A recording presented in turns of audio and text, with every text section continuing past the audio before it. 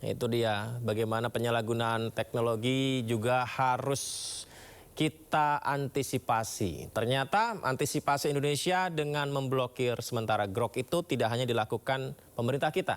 Malaysia juga mengeluarkan kebijakan memblokir sementara akses ke Grok.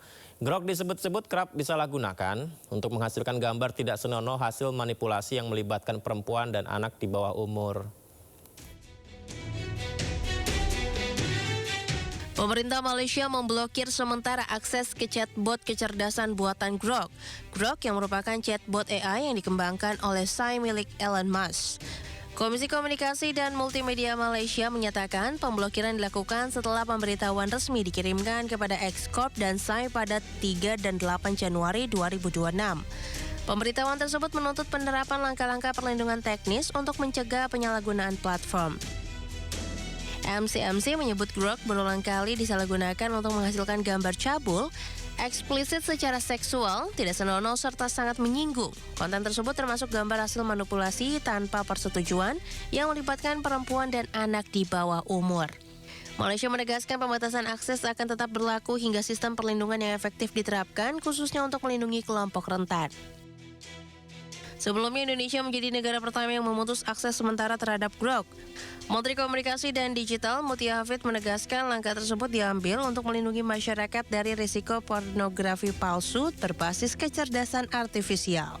Pemerintah Indonesia menilai praktik deepfake seksual non-seksual sebagai pelanggaran serius terhadap hak asasi manusia, martabat serta keamanan warga di ruang digital. Kecerdasan buatan menjanjikan masa depan gemilang, namun gelap mengintai saat etika dibiarkan tumbang, wajah anak dipalsukan, martabat perempuan ternoda, dan ternafikan. Siapa bertanggung jawab di era data dan algoritma? Siapa yang harus bertanggung jawab? Kita bahas lebih dalam malam ini, pemirsa. Sudah bergabung bersama kami pakar keamanan cyber Ardi Suteja dan Komisioner KPAI Kawian. Selamat malam Bapak-Bapak semua. Assalamualaikum. Selamat malam. Waalaikumsalam. Waalaikumsalam. Terima kasih banyak sudah berkenan berbagi bersama kami. Saya pertama ke Pak Ardi dulu ya. Pak Ardi, ini kan Grok ini termasuk seperti AI yang juga sudah mulai dibiasakan sehari-hari, bukan mulai ya, sudah sangat mulai digunakan sehari-hari oleh masyarakat, anak-anak muda terutama ya. Bagaimana membuat gambar dengan cepat, bagaimana mencari data dengan cepat, begitu artificial intelligence ini. Kemudian Grok ternyata melewati batas. Nah, menurut Anda Pak Ardi, seberapa besar ancaman penyalahgunaan AI termasuk Grok dan model lainnya ke depan nih ketika sekarang ini sudah kedapatan yang deepfake seksual ini, Pak Ardi? Terima kasih. Terus terang aja sebetulnya ya kita telat ya mengantisipasi karena kita reaktif kalau sudah ramai baru kita bereaksi ya. Menyikapi, menyiasati hal yang sebetulnya harus diantisipasi jauh hari ya. Tapi yang jelas yang namanya teknologi kecerdasan artificial itu ya, itu kedepannya memang boleh dikatakan tidak akan ada batasnya. Artinya dia masih berkembang ya, masih ada teknologi-teknologi lain yang akan dibenamkan dan kita nggak akan tahu sampai batas seberapa jauh ya kemampuannya yang bisa kita ukur ya. Artinya dia masih berevolusi di dalam pengembangan teknologinya sehingga ancaman resiko ya bahkan juga yang mungkin akan sulit kita bisa prediksi saat ini ya kalau kita cuma hanya melihat situasional ya sehingga kita juga harus bisa memahami bahwa dan memahami dan menyadari bahwa segala apapun yang bukan ciptaan kita ya bukan teknologi buatan bangsa kita ya itu jelas pasti ada masalah, ada resiko ya, karena kita nggak tahu isinya seperti apa, algoritmanya, didesain untuk tujuan apa ya. Karena ini kan tiap hari pasti ada teknologi baru ya, dan kita ini harus kita ingat, kita ini bukan negara inovator, tapi kita ini negara pasar, kita ini konsumen. Sehingga yang namanya konsumen kita seringkali tidak berpikir panjang ya. Yang lain pakai kecerdasan artificial, kita ikut-ikutan ya FOMO dan hype-nya itu luar biasa bangsa kita ini. Sehingga ini yang perlu kita juga sadari ya. Belum lagi nanti masalah etika. Etika kita juga cuma mudah diucap di mulut ya, tapi itu belum dibenamkan di dalam budaya ya, kultural kita tuh belum ada yang namanya etika itu, terutama terkait dengan aspek digitalisasi ya. Ini masih jauh perjalanan kita. Ini saya mencoba, penasaran juga nih Pak Ardi, mencoba untuk cek cara di Groknya ya. Ternyata masih bisa digunakan ya ketika membuat prompt sesuatu begitu, bikinkan gambar studio siaran Sindonews TV misalkan. Langsung bisa dibuatkan seperti ini dalam waktu yang cepat sekali ya. Mungkin apa ya, pembatasan Grok ini apakah belum diterapkan, apakah sudah diterapkan begitu oleh pemerintah? Apakah sudah ada pembatasannya ya Pak Ardi? Yang saya dengar memang sejak Kamis lalu ya, itu surat keputusan menterinya sudah keluar, artinya sudah resmi diblokir untuk sementara. Namun ini ada namunnya nih, yang memastikan dan mengontrol dan melakukan sidak itu sudah diblokir siapa? Oke, ini saya coba ya Pak Ardi ya. Ini kan saya tadi ngetik iseng-iseng aja gitu. Buatkan studio siaran berita di Sindonews TV dengan dialog bersama 2 narasumber. Kemudian cepat sekali langsung muncul gambarnya ini. Seperti ini. Ini artinya sudah diblokir belum Pak Ardi kalau begini? Mungkin sudah diblokir fitur-fitur tertentu. Oke.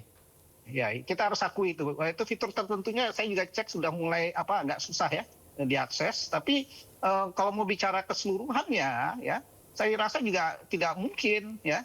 Artinya kalau memang diblokir keseluruhan ya, mungkin saya nggak bisa berkomunikasi sekarang dengan Sindo. Internetnya harus dimatikan total itu. Oke.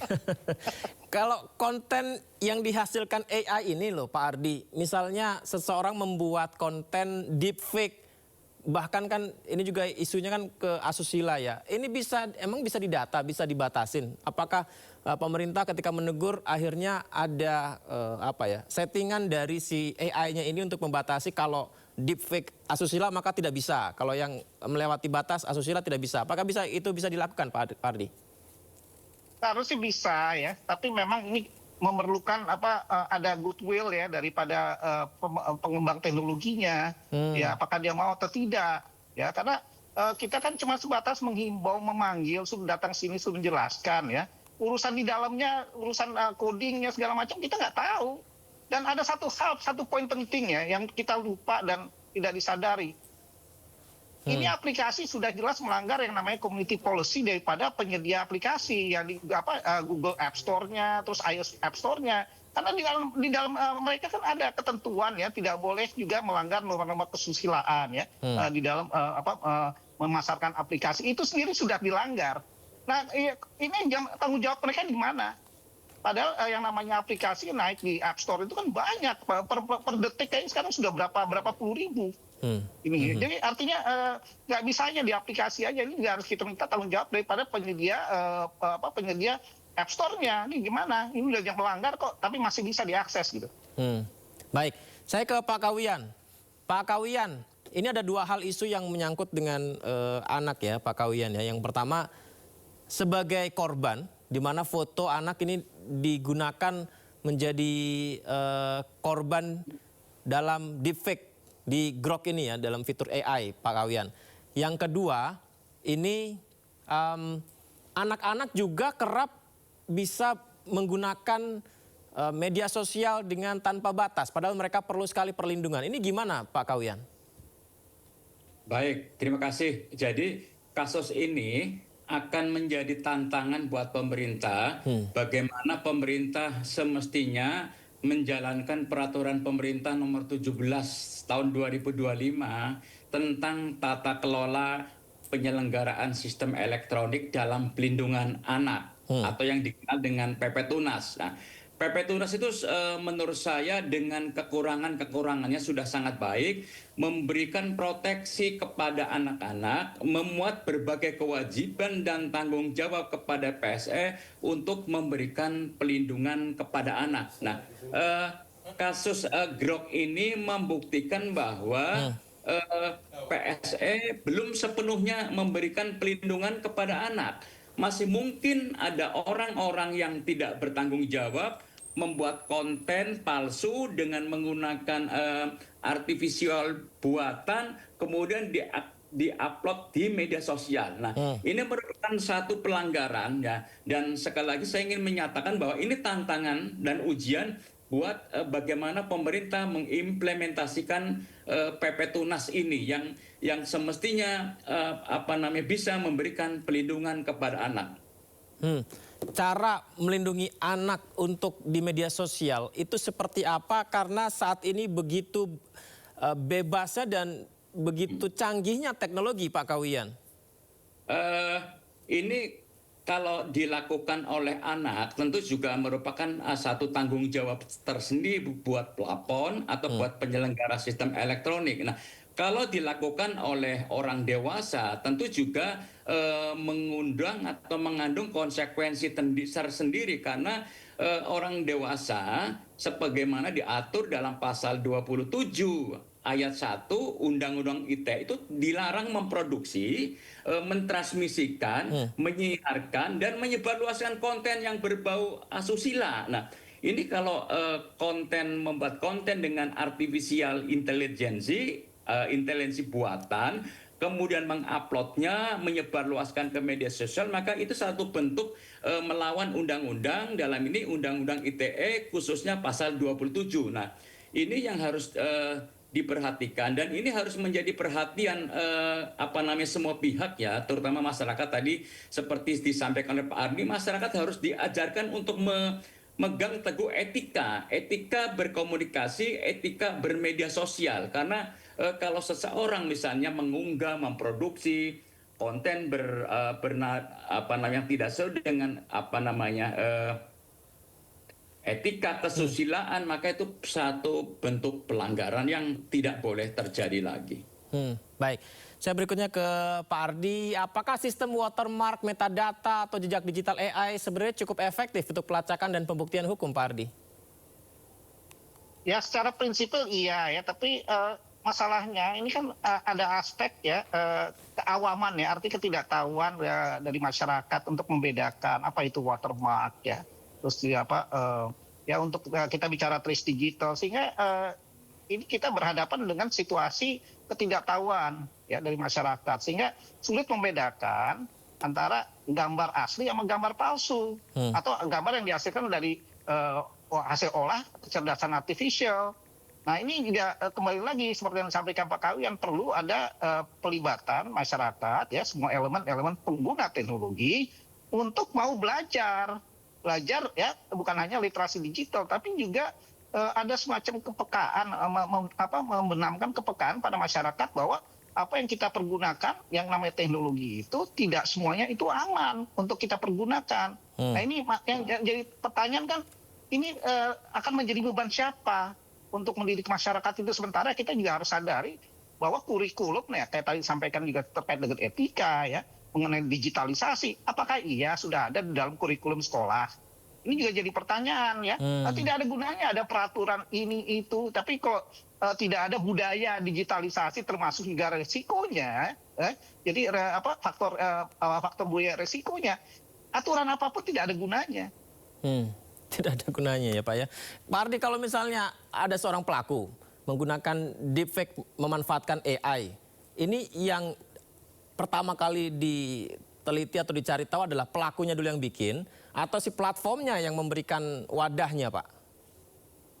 Seharusnya platformnya itu punya sistem ya, algoritma untuk mendeteksi apapun konten yang diunduh ya di platform mereka itu hasil apa? Apakah hasil murni gambar asli atau gambar yang digenerasi dengan menggunakan kecerdasan artificial? Itu seharusnya salah satu yang harus mereka miliki, yang ternyata kalau dalam kasus Grok ini itu tidak berfungsi algoritmanya untuk mendeteksi itu, padahal itu sudah menjadi bagian dari kelengkapan pengamanan aplikasinya. Nah, ini juga jadi pertanyaan kenapa itu tidak berfungsi.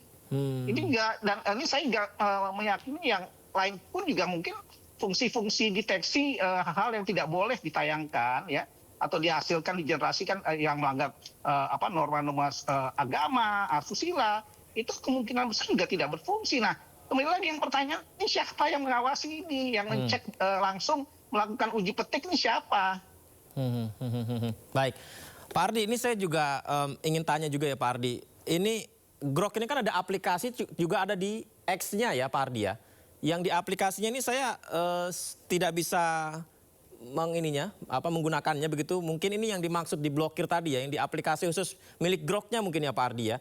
Tapi ketika saya menggunakan di X-nya begitu, saya menulis buatkan presenter berita tampan Indonesia, saya klik, kemudian yang keluar ini dia, langsung cepat sekali.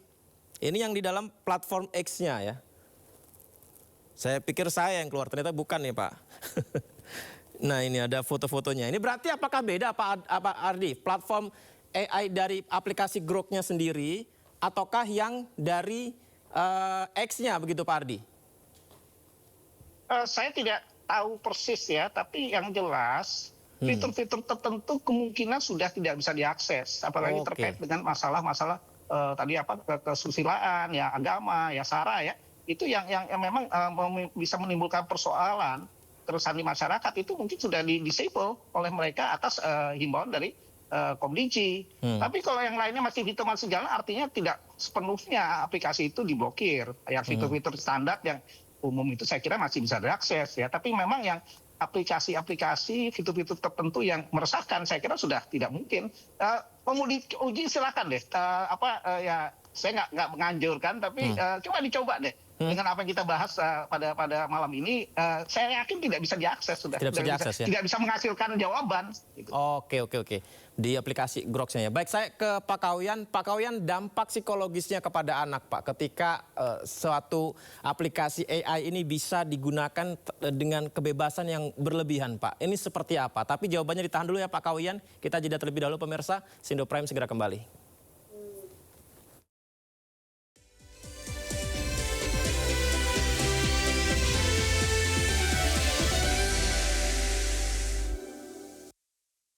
Bangsa kita akan semakin optimis.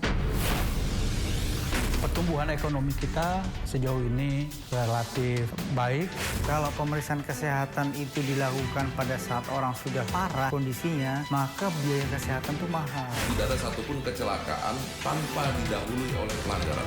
Kekerasan jiwa itu akan terus dibawa hingga dewasa. Jangan lewatkan One on One, Senin pukul 9:30 malam di Sindo News TV. Nah, di level gerakan mahasiswa, saya kira ya kita punya tantangan besar. Tentu kalau bicara trade investment itu selalu dengan tertutup. Memang ada krisis global. Memang pasca abad 20, kita susah untuk merencanakan apa yang disebut sebagai revolusi. Kalau orang nggak optimis nggak akan mau cari tahu sih. Ya. Walaupun dicari tahu dia nggak akan gerak. Bersama narasumber yang kredibel, to the point aja. Jumat pukul 9:30 malam di Sindo News TV.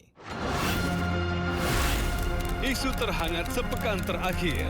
Ketua Republik Indonesia Joko Widodo menduga ada agenda politik besar. Polisi merilis merek beras premium yang diduga diambil. Rangkuman berita viral. Sekolah rakyat gratis sangka kasus dugaan korupsi tata kelola minyak mentah. Sopir truk di Subang, Jawa Barat melakukan aksi mogok kerja.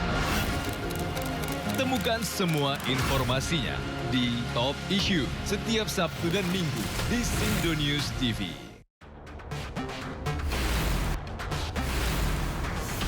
Rangkuman peristiwa di akhir pekan. Terus mengungkap praktek ratusan warga rela anti Melihat pemberitaan dari banyak sisi. Prabowo Subianto juga Untuk menyerap gabah kering panen petani yang faktanya juga bahwa beliau masih dalam pemulihan. Ini harus diperbaiki gitu ya.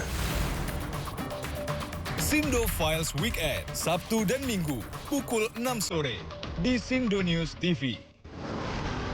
Sumber berita aktual tersaji lengkap di sini. Komisi Meringkus setuju Presiden Prabowo Subianto berencana kondisi arus lalu lintas terpantau dalam keadaan ramai dan lancar, begitupun untuk Sindo Today.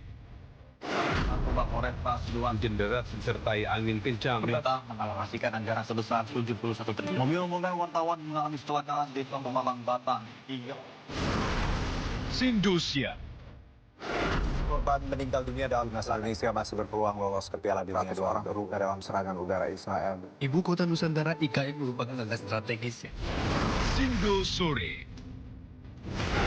api besar meluluh banjir setinggi 75 cm mulai izin secara bertahap. HT berjabat tangan dan berbincang akrab dengan Trump, Presiden ke-45 Amerika Serikat. Sindo Malam. Sindo News TV, Beyond Headline.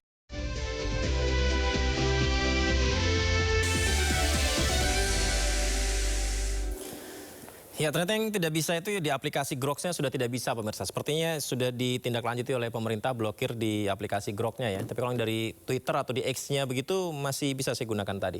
Tidak hanya Indonesia dan Malaysia yang geram, pemirsa. Rupanya di Inggris ini juga merasakan hal yang sama. Bahkan Inggris siap menjerat pidana siapapun yang membuat gambar intim tanpa persetujuan menggunakan AI lewat undang-undang baru. Ya, kalau di Inggris lumayan gercep ya, peresmian undang-undang baru. Bertepatan setelah pemilik platform media sosial X, Elon Musk, mengunggah foto Perdana Menteri Inggris Keir Starmer mengenakan bikini. Waduh. Pemerintah Inggris sendiri menyebut undang-undang baru itu bertujuan melindungi anak-anak dan perempuan di tengah kemajuan teknologi digital. Menteri Teknologi Inggris Liz Kendall menyebut kehidupan anak dan wanita bisa terancam, bisa hancur oleh konten-konten otomatis yang bisa melecehkan, melanggar martabat manusia. The Internet Watch Foundation reports criminal imagery of children as young as 11. Wah, Inggris cepat ya. Semoga Indonesia juga bisa mengikuti berikutnya. Kita lanjutkan perbincangan kita bersama dengan Pak Ardi Suteja dan Pak Kawian. Pak Kawian, pertanyaan saya tadi Pak Kawian, ketika anak menjadi korban, entah fotonya digunakan atau mungkin dia melihat ada aktivitas yang terlalu bebas, tapi dia belum mengetahui, menguasai hal yang baik seperti apa, dampak psikologisnya kepada anak seperti apa Pak Kawian? Baik, terima kasih Mas Yuda. Sebelum menjawab itu, saya izinkan saya mengatakan bahwa mestinya negara-negara itu memiliki sikap yang sama seperti Indonesia, Malaysia dan Inggris dalam merespon perilaku menyimpang di media sosial ya. Jadi itu harus menjadikan gerakan negara-negara yang memberikan pelindungan terhadap anak ya. Kemudian dampaknya tentu sangat serius ya. Anak-anak yang secara langsung menjadi korban, gambarnya direkayasa, membuat seolah-olah seperti telanjang misalnya, menjadi hal-hal yang memalukan, itu kan dampaknya sangat besar buat anak yang menjadi korban. Dia menjadi malu, dia menjadi trauma, dia menjadi bersalah, dia bisa menjadi kehilangan percaya diri, dan akibatnya dia bisa mengisolasi diri, bisa menyakiti diri sendiri. Nah, itulah yang hal-hal yang harus kita hindari, kita cegah ya.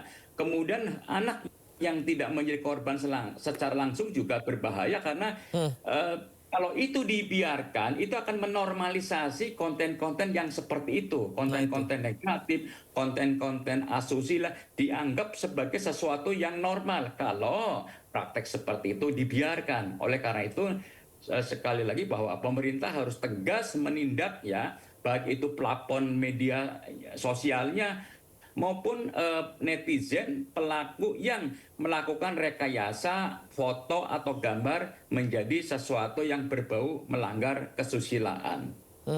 Mengingat media sosial banyak digunakan anak-anak, Pak Kawian, kemudian dampaknya juga kita nggak bisa membatasi. Kadangkala anak kita nih lebih pintar daripada kitanya gitu, orang tuanya ini gitu. Nah, ini apakah berlebihan kalau kita bilang sekarang ini darurat media sosial, Pak, untuk anak, Pak? Saya sepakat ya, itu sudah darurat karena memang ada gap yang cukup lebar antara kemampuan digital orang tua dengan anak ya. Anaknya sudah pandai kemana-mana, menguasai handphone, menguasai berbagai media sosial, sementara sebagian besar orang tua masih belum mampu menjadi pengawas, pendamping, dan memberikan edukasi kepada anak-anak secara digital. Oleh karena itu, saya mendesak kepada pemerintah untuk segera memberlakukan secara utuh ya peraturan pemerintah tadi yang namanya PP Tunas.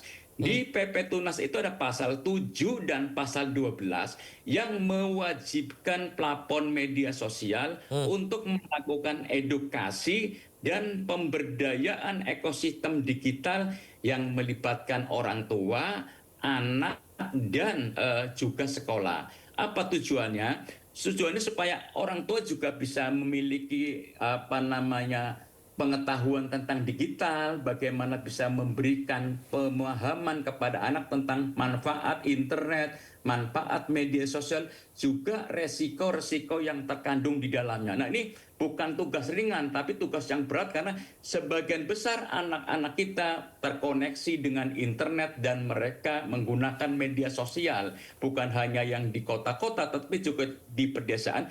Sementara orang tuanya masih berada di belakang, yang perlu diberikan edukasi dan kemampuan digital supaya bisa memberikan pemahaman, edukasi, pengawasan, dan pendampingan kepada anak-anak. Setuju, sepakat Pak Kawian. Pak Ardi, ini AI ini kan nggak nyangka ya bisa sampai di titik ini begitu. Hanya bermodalkan prompt yang benar gitu ya, kata-kata yang pas gitu Pak Ardi. Kita bisa bikin film, kita bisa bikin poster, kita bisa bikin banyak hal, data juga kita bisa langsung instan begitu. Ini kan cepat sekali ya sampai di titik hari ini begitu perkembangan AI. Kedepannya ini akan sampai sejauh apa Pak Ardi? Kalau kita mikir tentang dampaknya ini Pak Ardi. Yang jelas yang namanya teknologi itu kan luar biasa ya. Evolusinya sangat cepat ya. Dan kita tidak bisa rem ya. Dan AI ini baru menurut hemat saya baru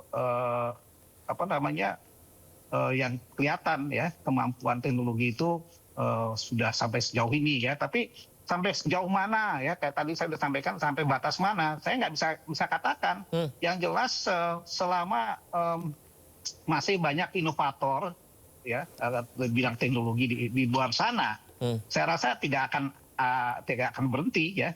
Sekarang kita bicara kecerdasan buatan ya, mungkin dalam sebentar lagi kita udah bicara kuantum ya. Ntar habis kuantum kita nggak tahu apa lagi gitu akan muncul. Tapi yang jelas pengembangan teknologi sekarang ini sangat cepat dibanding waktu kita ya di era tahun 70-an ya, 76 ya, ketika kita meluncurkan satelit kita pertama ya, di mana kita negara ketiga di dunia waktu itu. Itu sekarang sangat cepat ya, hampir tiap boleh dikatakan sampai tiap detik ada aja teknologi baru, aplikasi baru. Tadi saya sampaikan di App Store ya itu puluhan ribu per jam mungkin ya aplikasi. Dan gimana sekarang jadi pertanyaan, gimana mengawasi itu, bagaimana memastikan standar kebijakan komunitasnya ya, etikanya ya, kesopan santunannya, itu siapa yang mengawasi itu? Sementara ini teknologi bergerak cepat sekali. Kita masyarakatnya hanya pengguna, penikmat ya, penikmat dari teknologi.